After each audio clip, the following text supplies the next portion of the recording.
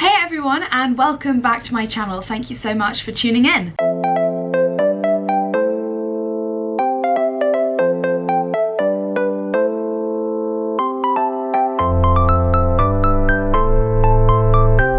Today's vlog, I'm going to take you through a little bit about how I train, why that kind of training is important, and let you know a little bit of an exciting announcement that I have regarding my next challenge. As you guys may know, I love to have something to aim for. I love to have a challenge that's coming up, and basically since November last year I've kind of had things on the go. So November I did my first ever white collar boxing match, and that was, I mean, insane. I've got a video on it, so I'll link that below.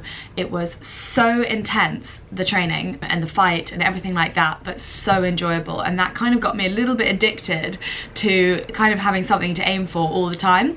So it's almost immediately after that, in December, I got told that I would be doing Tokyo Marathon in March, at the very beginning of March, and kind of immediately went from training a lot of HIIT for boxing to training a lot of cardio for the running. So I immediately went into training for that. So January, February was spent training for the marathon, did the marathon in March, and then in April so we just got to May now actually, but yeah, in April I did the Brighton 10k with Phillips, and that was really fun, and it was a nice way to show myself as well that post-marathon I could still run and I wasn't totally broken, even if my knees are a little bit messed up. And then from then I have recently signed up to something very exciting. But before I tell you what that is, I thought I would let you know a little bit about the way that I generally try and train year round, and any kind of changes that I make for competitions that I have coming up and that kind of thing. My fitness regime is based on functional fitness and functional training, and that means that I train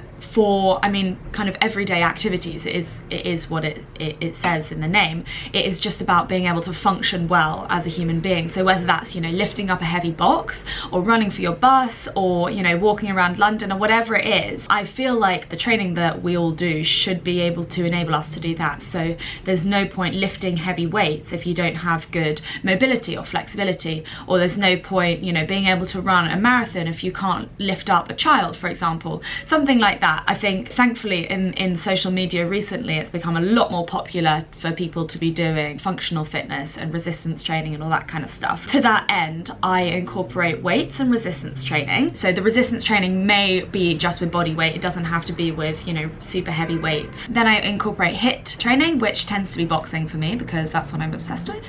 And then also cardio, which is usually running, but kind of can vary depending on the kind of classes that I've been doing and all that kind of stuff. And by doing all of those three things, I still have a strong body. I mean, I'm quite naturally muscly. I put on muscle like that, so actually I don't have to do a huge amount of very heavy lifting to be able to be quite strong for my body size. But then I also try to incorporate HIIT and cardio to keep my heart strong, and as you get older as well, being able to do cardio and HIIT training is really great for your heart, as your arteries, you know, might become a little bit more clogged and your blood pressure might go up.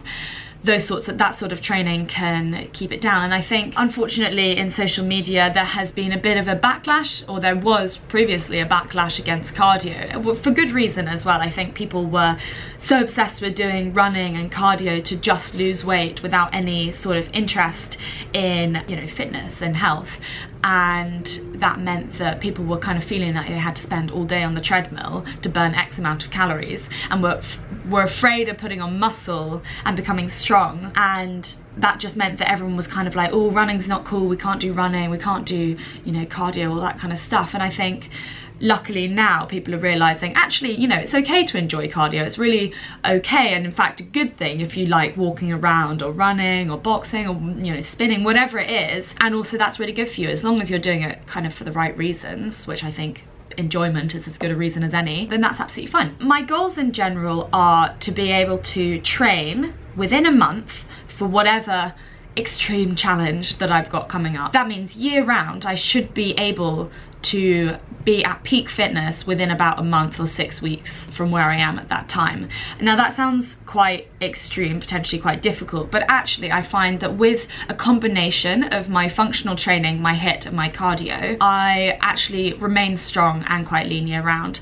Having said that, I do tend to spend the winter training strength a little bit more, and then I spend the summer maybe leaning up, not necessarily on purpose, but I love to get outside and I just tend to do a lot more cardio in the summer just because it's nice weather, and who doesn't love a tan? That means also that I can spend the winter actually putting on muscle, and then that muscle can become useful for, say, you know, sprint finishes in a race or hitting harder shots in boxing, and it all combines together to create some sort of, you know, all-round functional fitness. I had one question of how do I balance weight training and running, for example, because when you've done a heavy leg day, quite often you have such bad DOMs that you actually can't really run until 4 days later or whatever it is. And I would say I tend to try and do the run first and then maybe do the leg day the day afterwards. I try not to focus too much on one body part in consecutive days just to prevent injury and fatigue.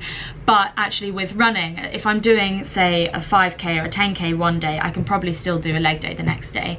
Having said that, I'm not currently training with really heavy weights. I quite often do resistance band workouts and then body weight workouts as well.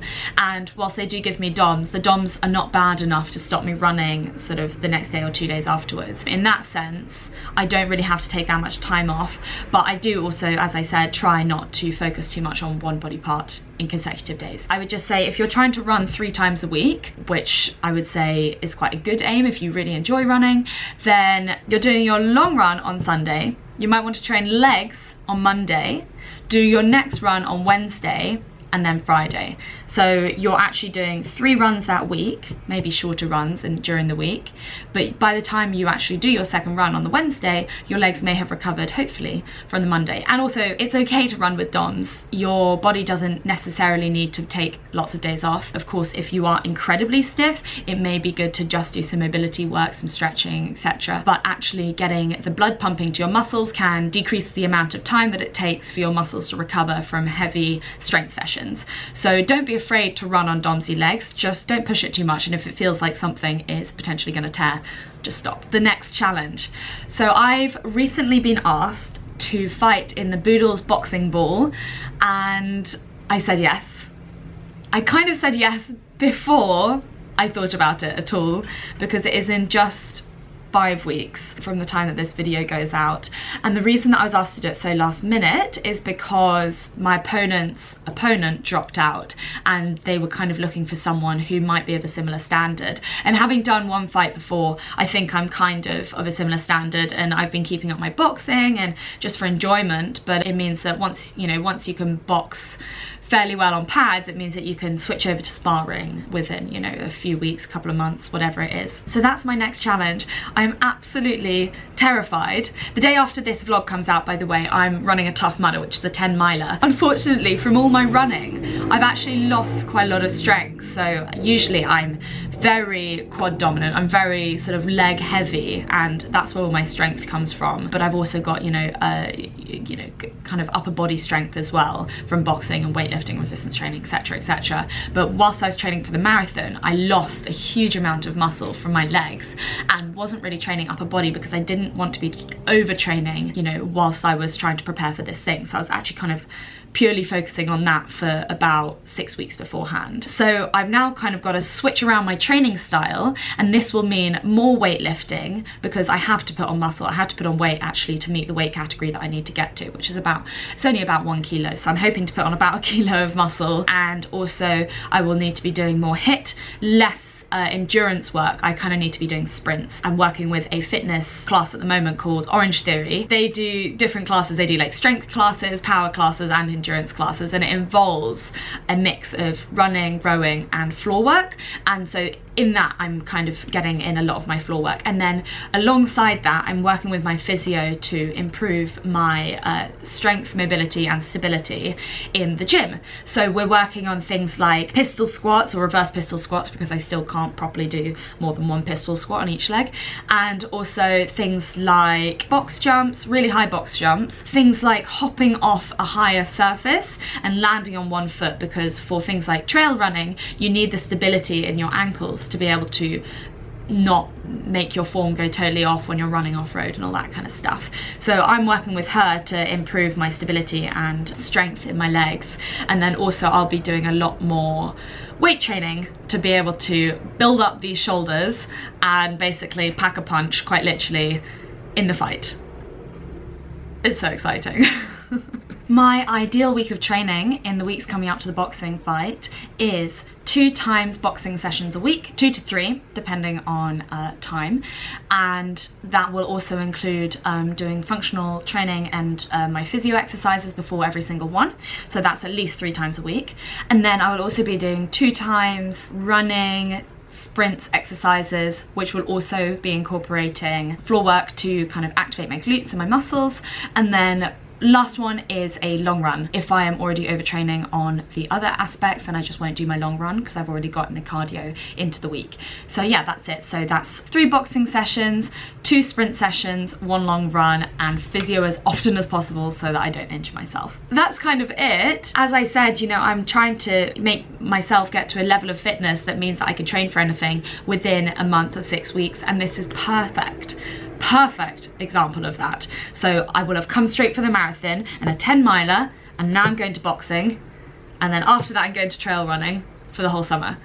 So it's a lot of mixture, a huge mixture of events, and I'm really hoping that I do well in it. I'm the underdog for this fight because it's the UK's biggest white collar boxing fight in the whole of the UK. So I'm not expecting to win, but I would really love to have a bloody good fight and make my coach proud, because we trained so hard for the last one, and we're going to be training really hard for this one as well. I really can't wait. I'm thinking my boxing name is going to be Flora, the Flora, as in F-L-O-O-R-E-R, as in someone who floors people.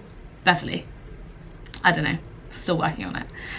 But thank you for watching. I really hope you enjoyed it. I really hope it made sense in terms of the different training styles and why they're all really important and how they can all work together to form a kind of functional fitness, and why that's the basis of my training and my goals. Give it a thumbs up and a subscribe if you did like it. Head over to my Instagram, ask me any questions that you might have, and I will see you next time. Goodbye.